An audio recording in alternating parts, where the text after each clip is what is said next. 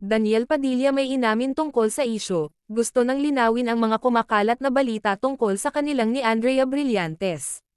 Pumutok ang balitang hiwalayan ng mag-couple na Kathniel, matapos itong kumalat ang mga litratong mga kuha, na magkasama umano si Andrea Brillantes at si Daniel Padilla, at hindi lang yan, dahil pa sekreto umano itong nagkikita at nag-date pa daw ang mga ito. Ilang araw ang nakalipas ay nang namataan ng mga netizens, sa isang social media, na hindi na naka-follow si Kath kay Andrea. Sa madaling salita in-unfollow na ni Kath ito, noong Linggo November 19, ay in-unfollow na din ni Andrea Brillantes si Catherine Bernardo, pero ito ang mas nakakagulat, dahil ang boyfriend ni Kath na si Daniel Padilla ay naka-follow pa rin ito kay Andrea Brillantes.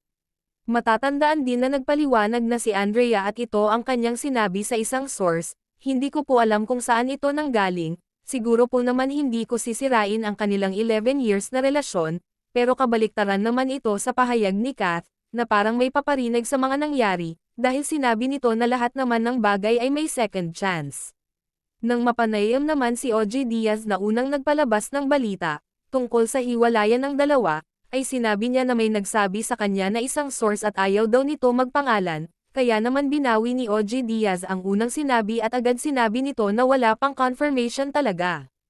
At ito na nga, ang paliwanag ni Daniel Padilla, sabi niya, kung may mangyayaring break man sa aming dalawa ni Kath, ay syempre una po kayong makakaalam, siguro po tao lang din naman ako hindi ko maiwasan na makatingin sa iba.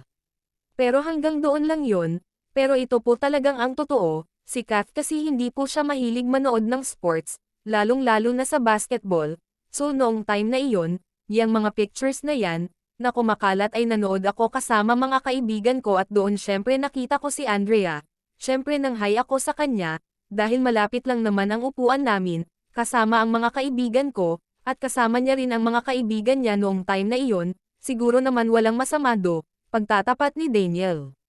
Matatandaan din na noon pa man ay naging crush ni Andrea Brillantes si Daniel Padilla at alam yun ni Catherine. 11 years na magkasintahan ang dalawa at pinapatunayan na ito ng mag-couple na okay sila at going strong ang kanilang relasyon.